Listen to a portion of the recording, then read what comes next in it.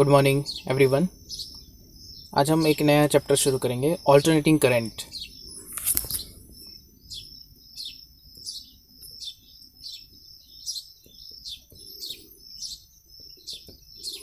Alternating current. Very good morning all of you.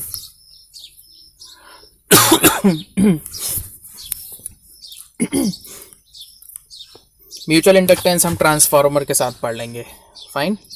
और AC generator भी उसी के साथ हम पढ़ लेंगे। सो देखो, आज मैं बेसिक्स समझाता हूँ इसका, ऑल्टरनेटिंग करंट क्या होता है। जैसे कि देखो, नाम से ही पता चल रहा है ऑल्टरनेट।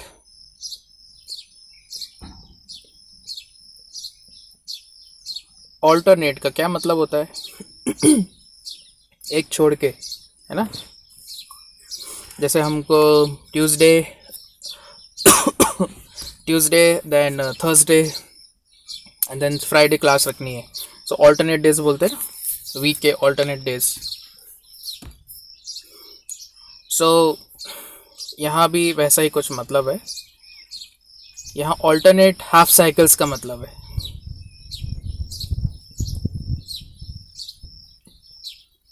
ठीक है, चलो अच्छा, एक चीज़ मैं बताता हूँ डायरेक्शन का।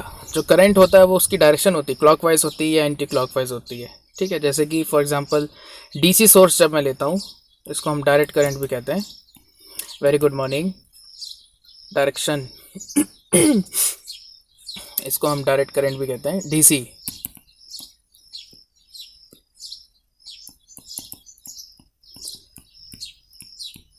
डायरेक्ट करंट, इसकी डायरेक्शन फिक्स होती है। डायरेक्शन इन अ सर्किट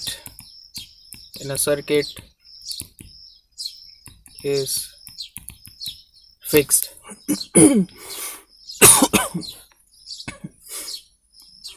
और एसी की डायरेक्शन ऑल्टरनेट्स हाफ साइकिल्स में बदलती है।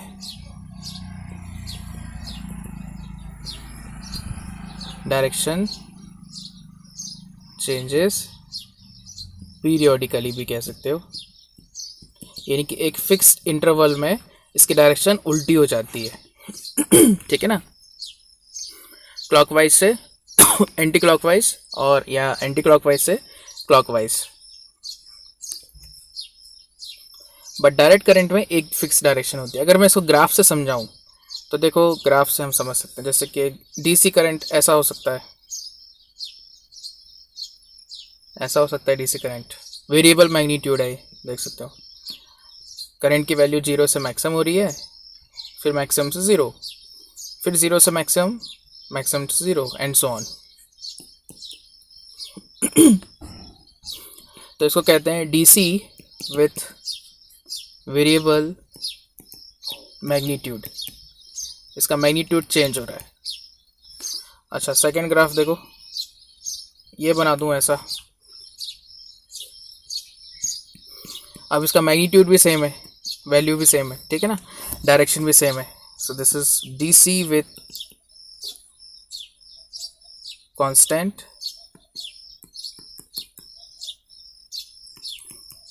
मैग्नीट्यूड। ठीक है, तो करंट देखो पॉजिटिव है ऑलवेज, यानी कि फिक्स्ड है उसकी डायरेक्शन। अब ऑल्टरनेटिंग करंट का अगर मैं ग्राफ बनाऊं, देखो एक ऐसा ग्राफ बनाता हूं, इसको साइन ग्राफ भी हम कहते हैं। अगर करंट साइन ग्राफ को फॉलो कर रहा है,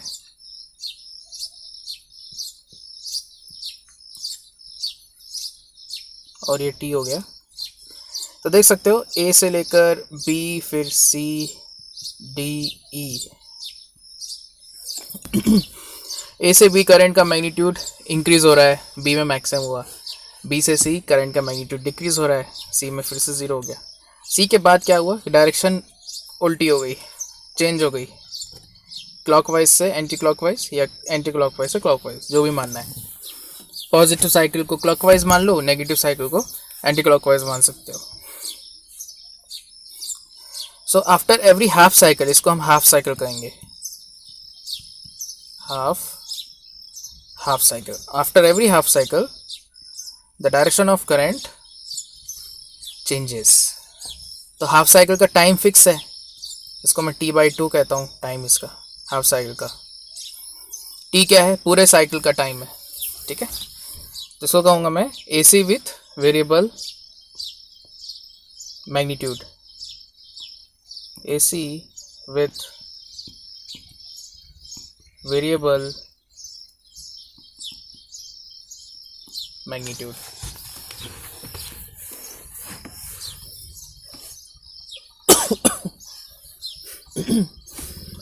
ग्राफ से मैंने इसलिए समझा दिया बिकॉज ग्राफ से हम अब फैमिलियर हो चुके हैं।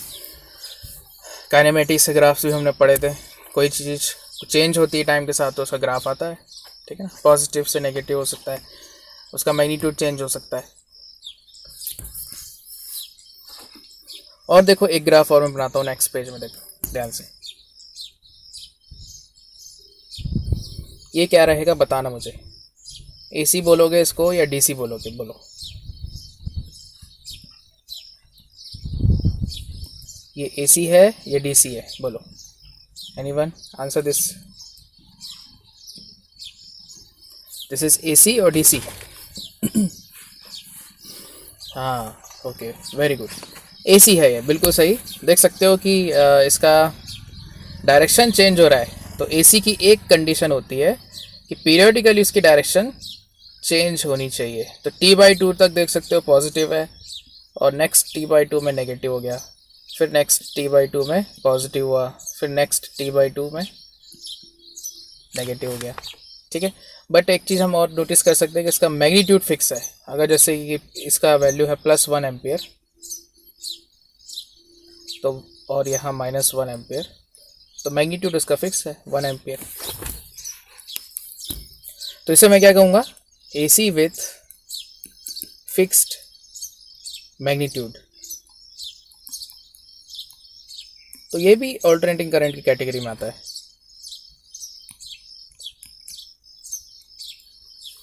ऐसा भी हो सकता है एसी, देखो पीरियडिकली बस डायरेक्शन हमको चेंज करनी है।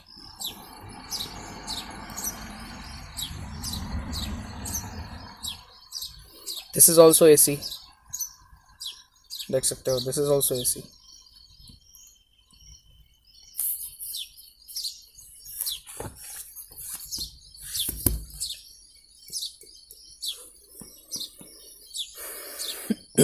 ठीक है ना। अब ये साइन ग्राफ नहीं है, लीनियर ग्राफ है, स्ट्रेट लाइन ग्राफ है,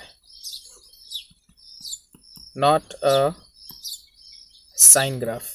साइन ग्राफ मैंने अभी जो इससे पहले बताया था वो था साइन ग्राफ, ठीक है ना। ये साइन ग्राफ नहीं है, लीनियर ग्राफ है ये, but it is AC, AC with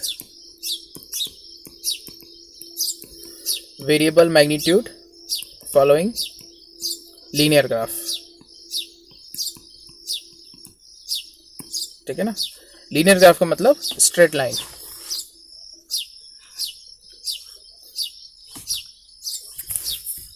तो इसके बारे में और अभी देखो ईएमएफ आता है, तो मैं ऑल्टरनेटिंग ईएमएफ का डेफिनेशन लिख देता हूँ। देखो ऑल्टरनेटिंग करंट होता है ना, वैसे ही उसी तरह से ऑल्टरनेटिंग ईएमएफ भी होता है।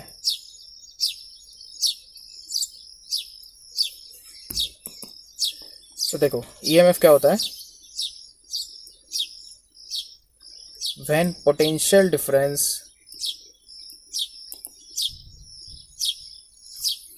supplied by source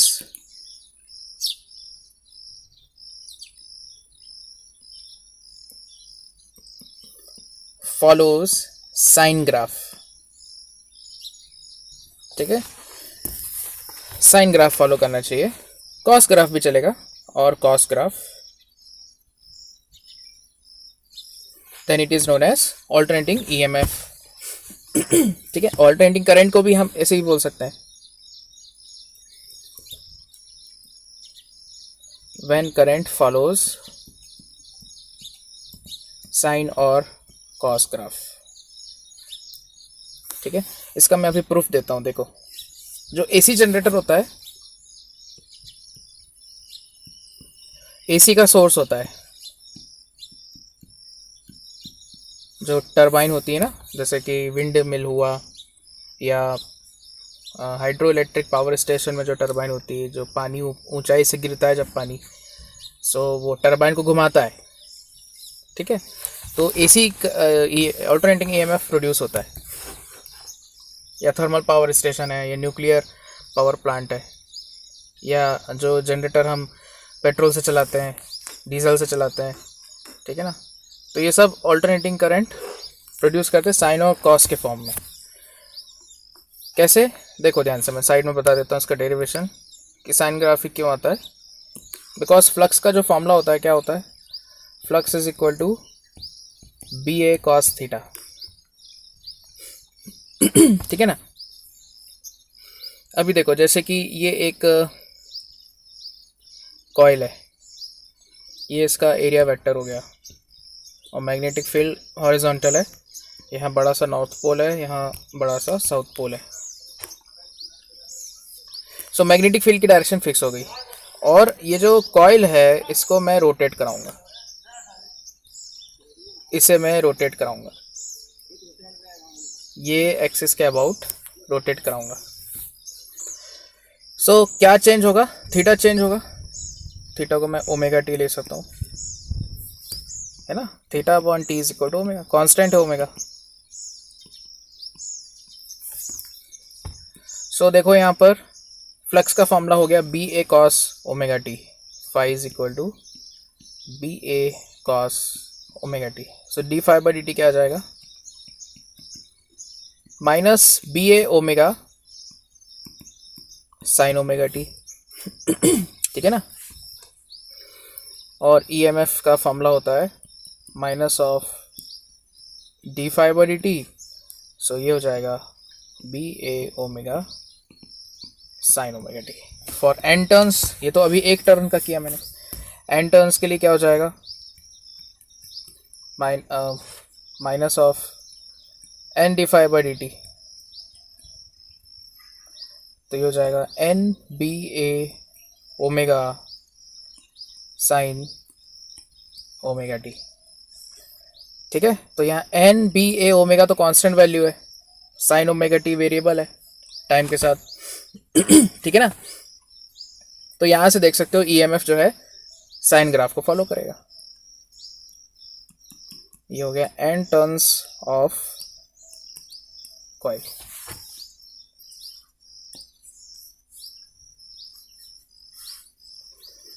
तो यहाँ से हम कहते हैं कि ये साइन ग्राफ को फॉलो करता है। कॉस भी हम ले सकते हैं,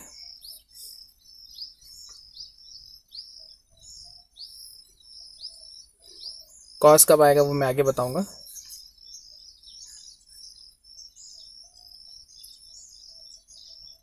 एक फेज का कंसेप्ट होता है एसी में, फेज पढ़ेंगे तो हम देख सकते हैं कि कॉस कब आएगा। तो ये जो एन बी ए ओमेगा है इसको पीक वैल्यू कहा जाता है, ठीक है। तो देखो नेक्स्ट पेज में बताता हूँ।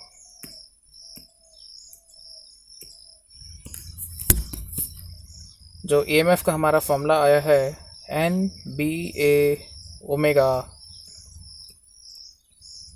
Sign omega T, so N B A omega तो कांस्टेंट हो गया, इसको मैं पीक वैल्यू लिख सकता हूँ ई नॉट,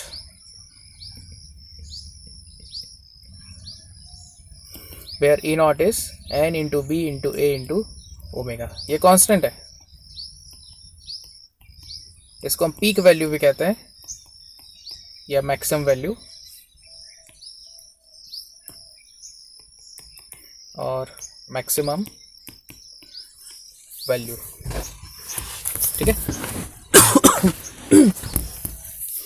अब करंट कैसे निकालेंगे वो डिपेंड करेगा कि रेजिस्टेंस लगा है, कि इंडक्टर लगा है, कि कैपेसिटर लगा है, ये तीनों लगे हुए हैं या उनके कॉम्बिनेशंस लगे हुए हैं। तो करंट की अभी मैं डिस्कशन नहीं कर रहा हूँ, अभी मैं ईएमएफ का डिस्कशन कर रहा हूँ, फाइन। अच्छा, इसका सिंबल क्या होता है एसी का, एसी का सिंबल देखो ऐसा होता है, लाइक दिस।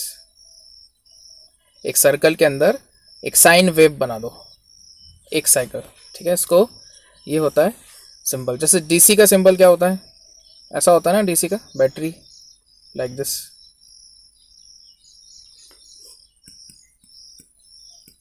डीसी सोर्स कहते हैं इसको, और ये हो गया एसी सोर्स।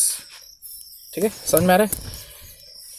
अब यहाँ से देखो जो एन है, एन तो चलो नंबर ऑफ टर्न्स है, कांस्टेंट है, मैग्नेटिक फील्ड भी कांस्टेंट है, एरिया भी कांस्टेंट है, और ओमेगा क्या है? Frequency, angular frequency. उसका जो फॉर्मूला होता है वो होता है 2πf, और f क्या है? फ्रीक्वेंसी, जो कि होता है 1 टाइम पीरियड। तो AC जो होता है ना, जो EMF होता है, AC EMF, ऑल्टरनेटिंग EMF, उसकी एक फ्रीक्वेंसी होती है, उसका एक टाइम पीरियड होता है, उसका एक पीक वैल्यू होती है। ये तीन चीज़ें हम देखते हैं अगर AC सोर्स दिया हो तो। When AC source is given, we should know peak value, frequency f, और फ्रीक्वेंसी मालूम है तो टाइम पीरियड ही मिल जाएगा, टाइम पीरियड t। ठीक है। अच्छा, एक चीज़ और, जब AC हम पढ़ रहे हैं तो फिर कंपैरिजन भी होता है DC के साथ, राइट? तो फिर DC और AC में कंपैरिजन क्या होता है वो भी अपन देखते हैं। देखो ध्यान से, एक मैं कंसेप्ट आगे बताने वाला हूँ, देखना ध्यान से। हीट का कंसेप्ट।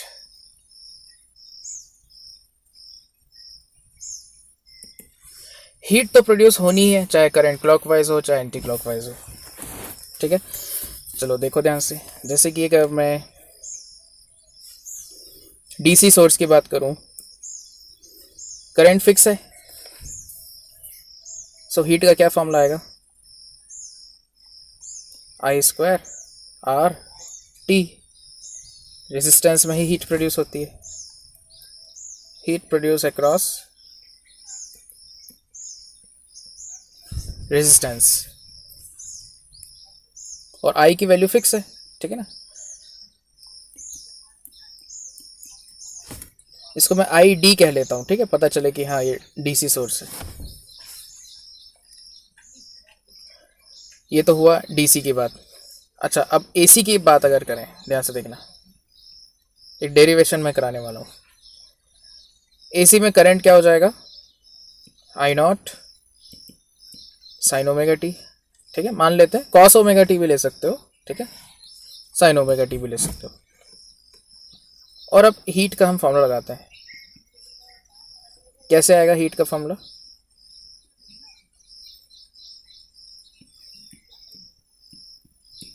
वैसे तो पावर इंटू टाइम होता है, ठीक है ना, और पावर का होता है फॉर्मूला dH/dt। पावर को लगा दो I² R, सो dH हो जाएगा I² R dt। I² कर दो यहाँ से I0² sin² omega T into R dt। I0² R sin² omega T dt। ठीक है ना, ये dH है। और अच्छा ध्यान से देखना, sin² थीटा को क्या लिखा जा सकता है? 1 - cos 2 θ/2। ये हमने पहले भी पढ़े, ऐसा हम लिख सकते हैं। सो dH हो जाएगा I0² R/2 1 - cos 2 θ dt। अब एक पूरी साइकिल में कितनी हीट आती है वो हम देखते हैं। जैसे ग्राफ होता है ना, देखो ये ऐसा, ये ग्राफ होता है साइन का, तो करंट का भी ऐसा ही ग्राफ हो जाएगा। ये पीक वैल्यू हो जाएगी I0, और ये पूरा साइकिल का टाइम t हो गया। तो 0 से t मैं इसको इंटीग्रेट कर रहा हूँ। So for full cycle heat कितनी आएगी वो मैं देख रहा हूँ। हो जाएगा इंटीग्रेशन 0 से T I0² R/2। अब देखो ध्यान से यहाँ से क्या हो रहा है, T minus cos 2 theta, theta को ओमेगा टी रख दो, ठीक है ना। कॉस 2 ओमेगा टी का इंटीग्रेशन हो जाएगा sine 2 omega t by 2 omega. Fine, ये आ गया। 0 से T इसका हमने लिमिट रख दिया। सो ये आएगा ये इंटीग्रेशन ही हो गया, चलो फिर ये हटा देता हूँ। तो ये हो जाएगा I0² R/2 T minus sine 2 omega T by 2 omega, capital t रख दिया। अच्छा, omega into capital t 2 pi हो जाएगा, ठीक है। तो ये पूरी टर्म जीरो हो जाएगी। अच्छा, जीरो रखने से दोनों ही जीरो हो जाएंगे, टी भी जीरो और साइन जीरो भी जीरो ही होता है, तो -0 + 0 ऐसा लिख देता हूँ। तो यहाँ से जो हीट की वैल्यू आई I0² R/2 इंटू टी, ये आएगा, ठीक है ना। ओमेगा टी की वैल्यू 2 पाई रखने से साइन 2 पाई टी 0 हो जाएगा। तो ये जो फॉर्मूला है,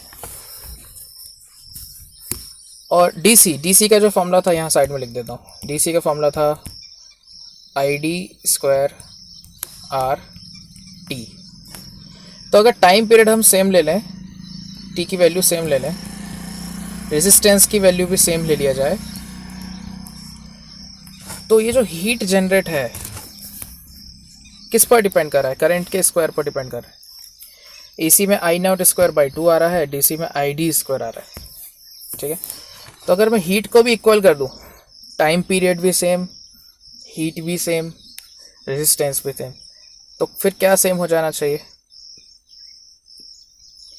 if heat produced is same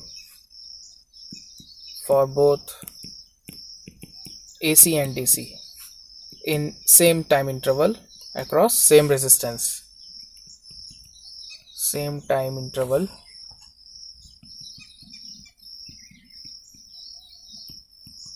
across, हाँ correct, across same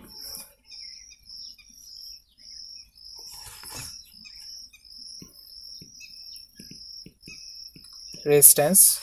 हीट को अगर मैं सेम करूँ तो देखो ध्यान से, I0²/2 is equal to ID², so I0/√2 is equal to ID। ये एक रिलेशन आ गई, ठीक है। और ये जो लेफ्ट हैंड साइड जो टर्म आ रहा है, इसको मैं IRMS भी कहता हूँ।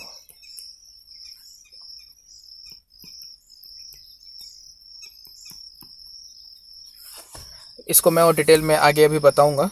इसको कहते हैं root mean square current, root mean square value of current.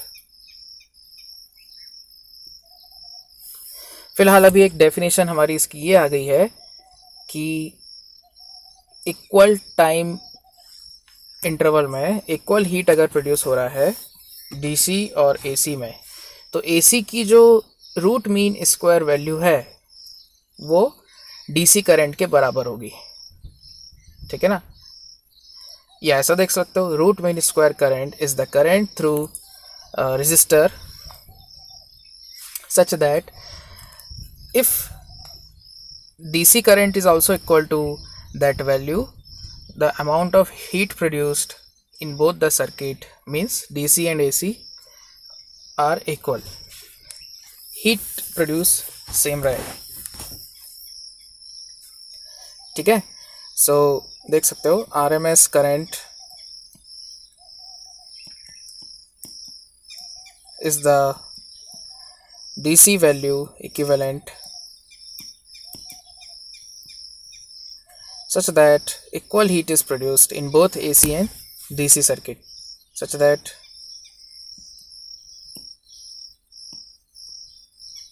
equal heat is generated across resistance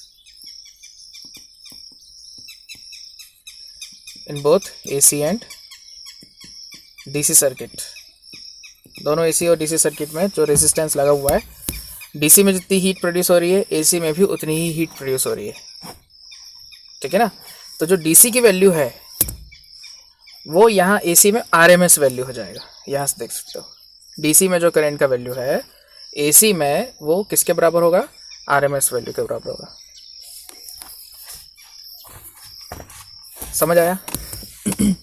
तो पुराने ज़माने में AC हम कहाँ यूज़ करते थे, जैसे कि अभी हीटर हो गया, ठीक है ना, बल्ब हुआ, नया नया जब इलेक्ट्रिसिटी आया होगा 100 साल 150 साल जब भी पहले, तो हम क्या यूज़ करते थे, इलेक्ट्रिसिटी का क्या यूज़ करते थे हम। बैटरी तो उससे बहुत पहले आ गई थी, ठीक है ना, बट ऑल्टरनेटिंग करंट बाद में आया था। सो हम बल्ब जलाते थे, ठीक है ना, बल्ब है, फैन है, मोटर यूज़ करते थे, तो वहाँ पर फिर हीट जनरेट होती थी। जैसे बल्ब है, गीज़र हो गया, हीट जनरेट है, तो अमाउंट ऑफ हीट से हम कंपेयर करते थे, ठीक है, समझ आया। तो अभी एक नॉर्मली अब AC करंट के लिए मैं कौन सी वैल्यू की बात करूँगा, जैसे DC तो फिक्स है, DC तो फिक्स वैल्यू है, बट AC की फिक्स वैल्यू नहीं है, तो मैं उसका कौन सा वैल्यू लूँगा उसकी रेटिंग शो करने के लिए, तो RMS वैल्यू लेते हैं, ठीक है। तो मैं लिख देता हूँ, सो टू गिव, बिल्कुल सही, very good, RMS current, to give rating of AC current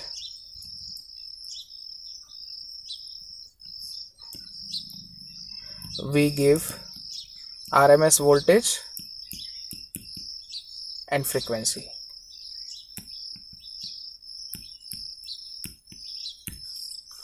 जैसे कि मैंने लिखा एग्जाम्पल 220 वोल्ट 50 हर्ट्ज, ये रेटिंग ऑफ AC। ये हमारे TV, fridge, cooler, iron, electric iron, geyser, उसके पीछे लिखा रहता है, देखो एक ISI का मार्क बना रहता है और साइड में ये सब भी लिखा रहता है। एडाप्टर जो होता है, मोबाइल चार्जर है, मोबाइल चार्जर के पीछे देखना ये लिखा होगा 220 वोल्ट 50 हर्ट्ज, 60 हर्ट्ज ऐसे करके लिखा होगा। तो 220 वोल्ट क्या है, RMS वोल्टेज है, EMF भी कह सकते हो। तो उसका पीक वैल्यू कितना आ जाएगा,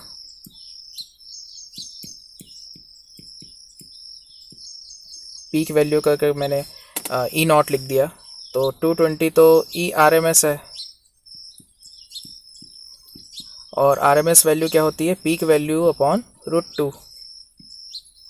सो E0 हो जाएगा 220 √2। इसकी वैल्यू अगर मैं कैलकुलेट करूँ तो 220 इंटू 3.14 कितना आएगा ये, 220 को, सॉरी गलत वैल्यू था, सॉरी 1.41 होता है।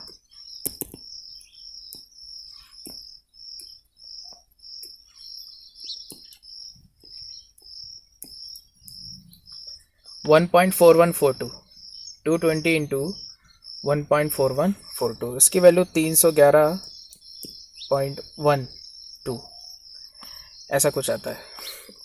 ठीक है ना। हाँ चलो 310 भी ले लो, कोई दिक्कत नहीं,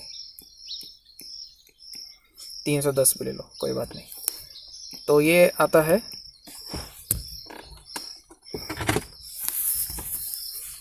तो अगर मुझे लग रहा है कि 220 वोल्ट का वोल्टेज है या मुझे झटका लगा, तो एक्चुअली मैं उसकी जो पीक वैल्यू है 310 है, ठीक है ना, ज़्यादा है। तो अगर मैं कह रहा हूँ, अच्छा चलो 440 वोल्ट अगर लेते हैं, 440 वोल्ट 50 हर्ट्ज़, नॉर्मली ये कॉलोनी का जो ट्रांसफार्मर होता है जैसे कोई बिल्डिंग है, फ्लैट है, जैसे एक बड़ा सा बिल्डिंग है दूर में कहीं पर बना हुआ है, या अलग से बिजली की सप्लाई आई है उसके लिए, है ना। देखे होगे जैसे कोई फैक्ट्री होती है, फैक्ट्री की सप्लाई कई बार अलग से आती है प्लांट से डायरेक्ट, तो एक अलग ट्रांसफार्मर लगाना पड़ता है 440 वोल्ट का। इसका भी अगर पीक वैल्यू निकालें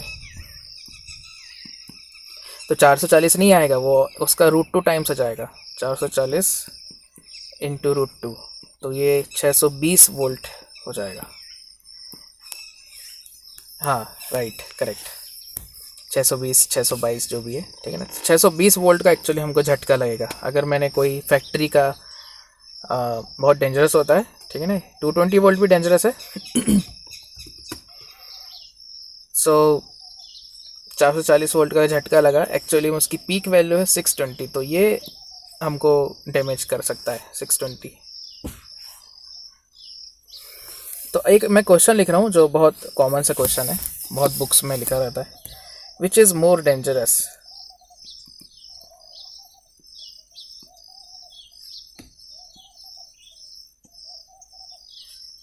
$220 वोल्ट AC और 220 volt DC, which is more dangerous. बोलो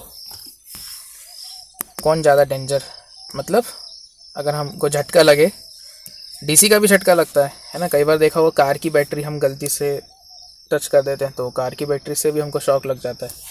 कार की बैटरी 12 वोल्ट की होती है और उसमें अच्छा खासा हमको झटका लग सकता है, शॉक लग सकता है।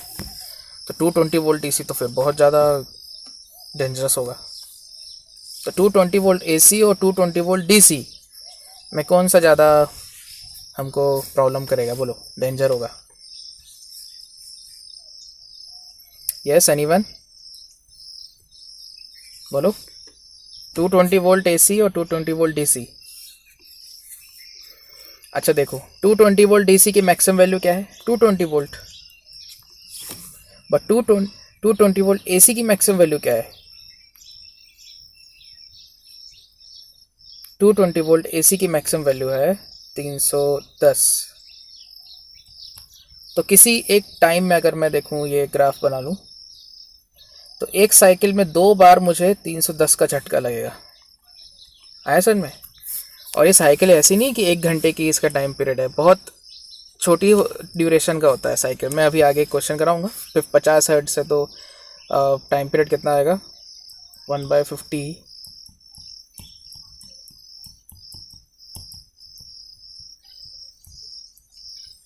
0.02 सेकेंड्स, मतलब 1/50 मतलब 1 सेकेंड का 50वां हिस्सा।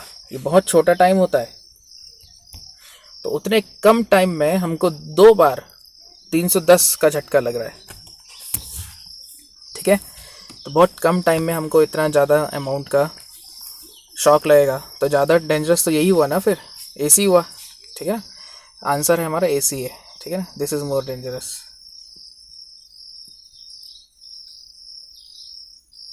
Then 220 volt DC। Why, because peak value देखो, कभी भी हमको कौन ज़्यादा डेंजर है वो कंपेयर करना है, पीक वैल्यू देखना हमेशा, ठीक है ना। सो पीक वैल्यू AC का 310 है, DC का 220 है। सो AC is more dangerous, fine. हाँ, कुछ स्टूडेंट्स के आंसर सही हुए हैं, वेरी गुड। ओके, सो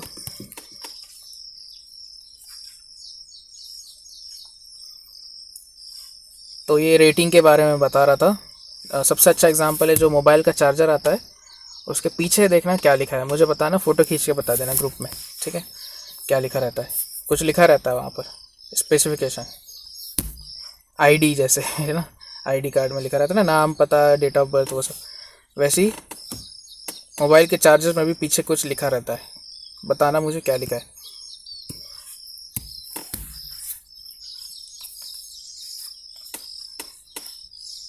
अब मैं थोड़ी सी बात करूँगा टाइम पीरियड ऑफ फ्रीक्वेंसी का। चलो नेक्स्ट पेज में।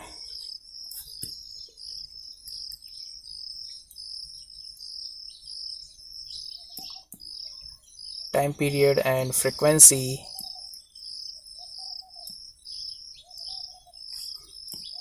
Of AC। सबसे पहले तो मैं ग्राफ बना देता हूँ। देखो ये ग्राफ है, ये एक साइकिल हो गई, ये दूसरी साइकिल हो गई,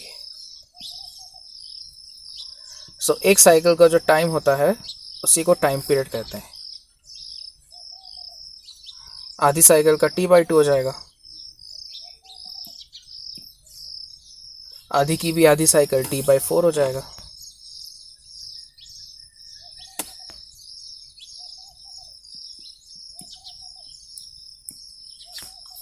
समझ आ रहा है? सो यहाँ से देख सकते हो टाइम पीरियड को कैसे डिफाइन करेंगे। T is equal to time of one cycle. और साइकिल क्या होता है? साइकिल क्या होता है? साइकिल होता है कि एक पॉइंट से लेकर दूसरे पॉइंट जब वो ग्राफ रिपीट हो रहा है, ठीक है ना, तो उसको एक साइकिल हम कहेंगे। Duration after which graph repeats itself.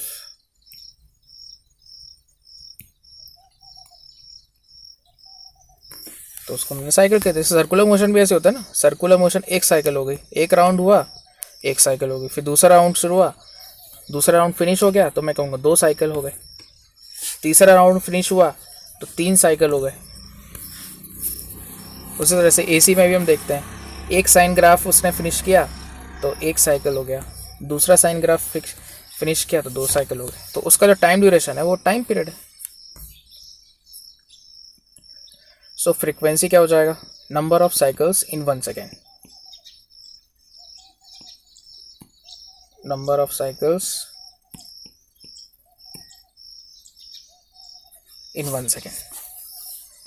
अच्छा, एक साइकिल की अगर मैं बात करूं, मान लो 0 से T की अगर बात करूं, तो 0 से T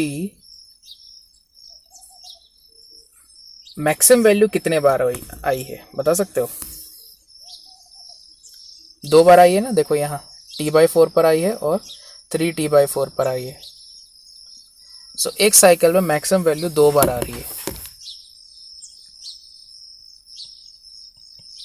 करंट की वैल्यू चेंज हो रही है और मैक्सिमम कितने बार आ रहा है? 2 बार आ रहा है। Peak value is taken twice in 1 cycle. हाँ, I not, yes correct. I not की वैल्यू, करंट की I नॉट की वैल्यू 2 बार हो रही है एक साइकिल में, ठीक है ना। एक चीज़ और नोटिस करो, एक साइकिल में कितनी बार वो अपनी डायरेक्शन चेंज कर रहा है। तो देखो, अगर मैं 0 से देखूं, T = 0 पर 0 के बाद वो करंट पॉजिटिव हुआ, T/2 में पॉजिटिव से नेगेटिव हो गया, फिर T के बाद फिर वो नेगेटिव से पॉजिटिव हो रहा है, तो 2 बार, ठीक है ना। सो 2 टाइम्स उसकी डायरेक्शन रिवर्स हुआ है।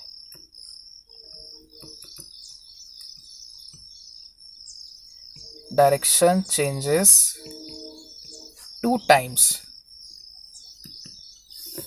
इन 1 साइकिल। एक साइकिल में 2 बार करंट अपनी डायरेक्शन चेंज कर रहा है। समझ आ रहा है? यहां से भी हम देख सकते हैं, जैसे 3T/4 से लेकर 7T/4 तक अगर मैं जाऊं, यहां से लेकर, मतलब एक साइकिल तो हो जाएगी ना, टाइम पीरियड का डिफरेंस आना चाहिए, T का डिफरेंस, यहां से लेकर यहां तक भी मैं एक साइकिल पकड़ सकता हूं। तो भी देखो 2 बार वो डायरेक्शन चेंज कर रहा है, एक T पर किया और एक 3T/2 पर किया। तो स्टार्ट और एंड कहाँ हो रहा है साइकिल का? कहीं से भी हो, बट एक साइकिल में वो 2 बार अपनी डायरेक्शन चेंज करेगा। करंट कौन सा का? AC करंट, ठीक है ना।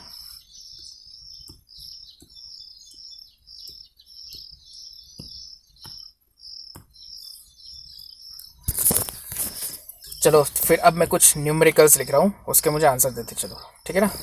चलो देखो, फ्रीक्वेंसी ऑफ AC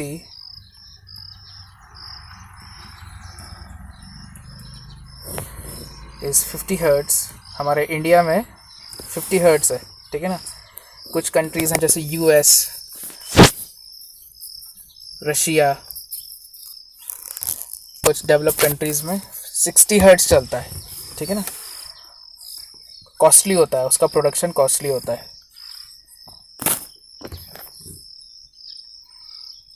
तो frequency of AC is 50 hertz. Find its time period and tell how many times it will change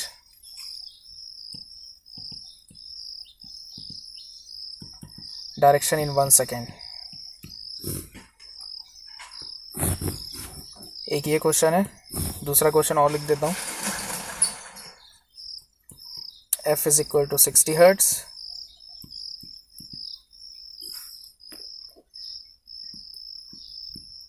Find number of cycles in 1 minute।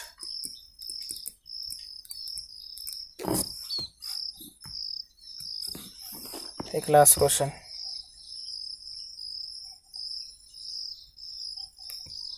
if current changes its direction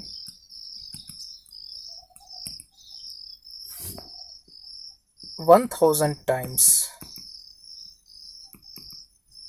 in 1 minute,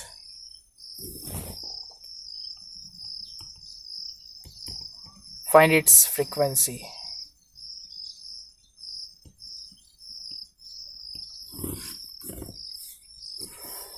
तो ये ऐसे conceptual question है, basic question है, जो कहना कह लो।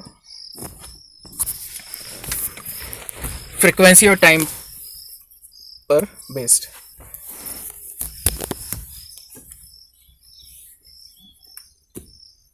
करो, try करो, 1 मिनट का टाइम है, सॉल्व करो। बस इतना ही रखेंगे। इसके ऐसे एक दो क्वेश्चन और मैं दे दूंगा।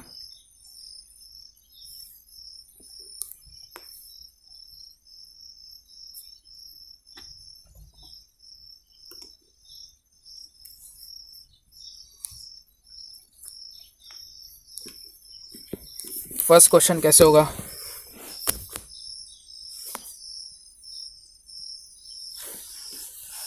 फ्रीक्वेंसी दिया, टाइम पीरियड निकालना है। तो टाइम पीरियड देखो कैसे आ जाएगा, 1/f 1/50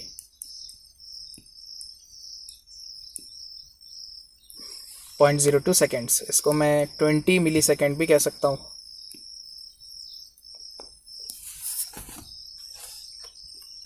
how many times it will change direction in 1 second. हाँ, ओके ओके, वेरी गुड। सो देखो 0.02 सेकेंड्स में ये कितनी बार चेंज करेगा डायरेक्शन? 2 टाइम्स। सो 1 सेकेंड में कितनी बार करेगा? यूनिटरी मेथड 1 × 2 अपॉन 0.02, 100 टाइम्स आ गया। समझ आ रहा है? ऐसे यूनिटरी से हम करेंगे, क्योंकि एक साइकिल में ये 2 बार चेंज करता है ना।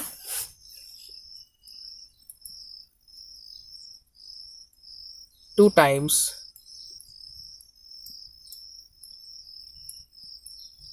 इन 1 साइकिल। एक साइकिल में 2 बार ये अपनी डायरेक्शन चेंज करता है। तो 1 सेकेंड में कितनी बार करेगा? हमने यूनिटरी मेथड से निकाल लिया। अब सेकेंड क्वेश्चन बोलो, सेकेंड का आंसर।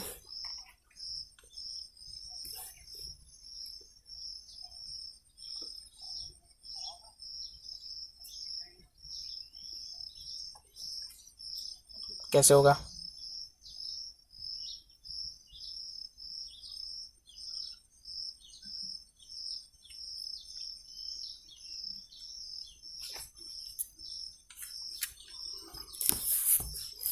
टाइम पीरियड निकालो। चलो, टाइम पीरियड कितना आएगा? t is equal to 1/60। So 1 minute में कितनी साइकिल्स आएंगी ये पूछा है ना। तो 1 मिनट को मैं लिख सकता हूँ number of cycles into time period. एक साइकिल का टाइम को 60 से एक साइकिल का टाइम को मैं n से मल्टीप्लाई कर दूँ तो 1 मिनट आना चाहिए, तो n आ जाएगा 1 मिनट बाय 1/60 सेकेंड्स। 1 मिनट हो जाएगा 60 अपॉन 1/60 कहता होता है 3600 हो जाएगा ना। यस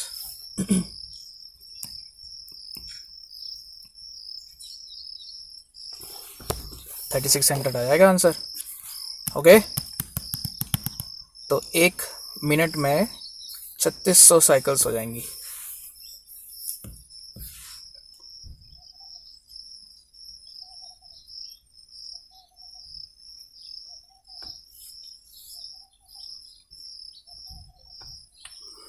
ठीक है, समझा है ये वाला question? Question 2, yes any doubt? बोलो, समझ आया सभी को? सही है ना कैलकुलेशन? चलो थर्ड में जाते हैं। Current changes its direction 1000 times in 1 minute. Frequency निकालना है।